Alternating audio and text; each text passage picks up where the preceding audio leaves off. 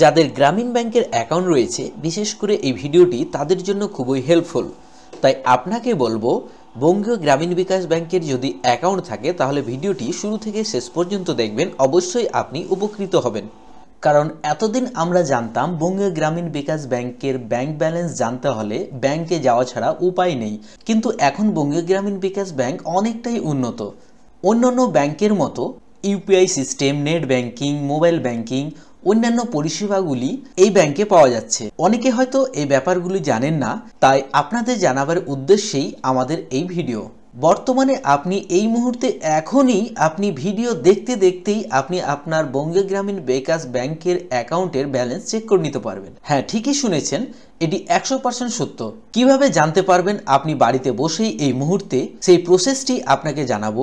এমনকি আপনার যদি অ্যান্ড্রয়েড মোবাইল না থাকে, আপনার কাছে কিপ্যাড মোবাইল আছে, তাও সেটি সম্ভব। আর অ্যান্ড্রয়েড মোবাইল, কম্পিউটার, ল্যাপটপ থাকলে তো আরোই ভালো। অ্যান্ড্রয়েড মোবাইল, কম্পিউটার, ল্যাপটপের মাধ্যমে তো ব্যালেন্স জানার সাথে সাথে টাকা পাঠাতেও আপনি পারবেন। আর কিপ্যাড মোবাইল থাকলে শুধু ব্যালেন্স চেক করতে পারবেন। তো কিভাবে করতে হবে পুরো প্রসেস আমি জানাবো এই ভিডিওর মাধ্যমে। তো চলুন আমরা প্রথমে দেখে নিই কিপ্যাড মোবাইল থেকে কিভাবে আপনার ব্যাংকের ব্যালেন্স জানবেন।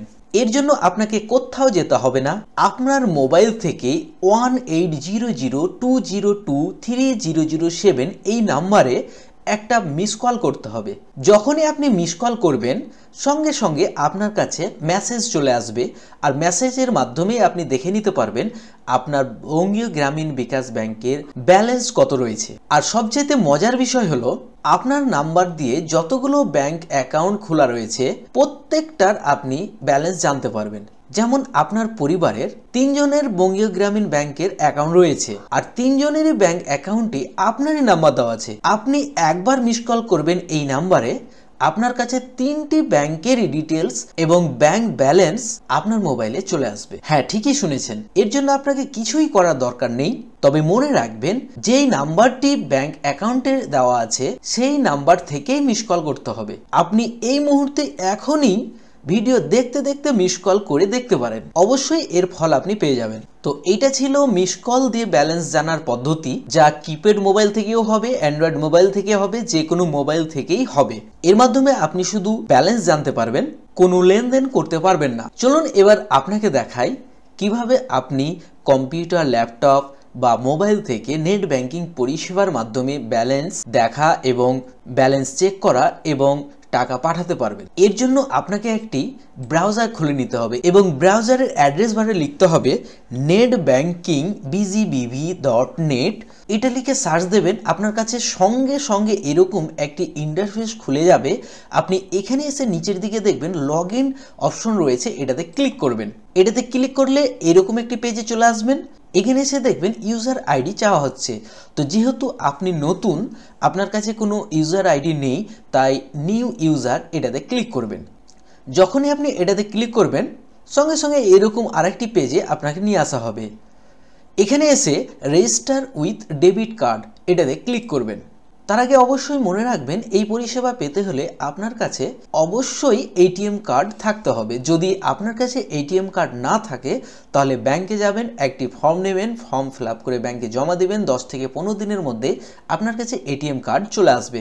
তারপরে আপনি সেটিকে চালু করে এই পরিষেবা শুরু করতে পারবেন। তো এখানে এসে দেখতে পাচ্ছেন আপনার অ্যাকাউন্ট নাম্বার এই জায়গায় দিতে বলা হচ্ছে। আপনি আপনার অ্যাকাউন্ট নাম্বারটি দিয়ে দেবেন, তারপর ডেট অফ বার্থ এই জায়গায় দিতে পারেন, অথবা আপনি প্যান কার্ড নাম্বার এই জায়গায় দিতে পারেন।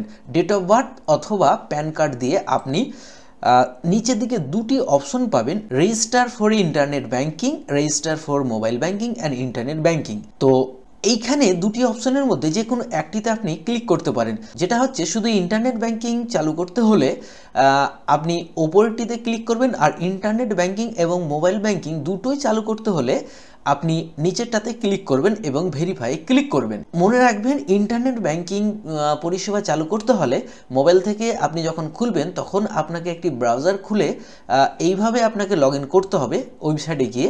আর মোবাইল ব্যাংকিং পরিষেবা থাকলে আপনাকে অ্যাপস লোড করে করতে হবে। তো মোবাইল ব্যাংকিং পরিষেবার জন্য এর আগেই আমরা অলরেডি আমাদের এই চ্যানেলে ভিডিও দিয়েছিলাম কিভাবে মোবাইল ব্যাংকিং পরিষেবা চালু করতে হবে। আপনারা যদি দেখে না থাকেন তাহলে ভিডিও ডেসক্রিপশন বক্সে লিংক দেওয়া আছে সেই ভিডিওটিও দেখে আসতে পারেন। যেহেতু এই মুহূর্তে আমার কাছে এটিএম কার্ড নেই, তাই পুরো প্রসেসটি আমি করতে পারলাম না। আপনাদের কাছে থাকলে আপনি অবশ্যই করে দেখেন, এটি খুব সহজ পদ্ধতি, হয়ে যাবে, কোনো সমস্যা নেই। যদি কোনো সমস্যা হয় তাহলে অবশ্যই কমেন্ট বক্সে লিখে জানাবেন, আপনাকে পূর্ণ সহযোগিতা করা হবে। এ ব্যাপারে আপনার যদি কিছু জিজ্ঞাসা থাকে বা জানার থাকে তাহলে অবশ্যই আপনারা কমেন্ট বক্সে লিখে জানাবেন।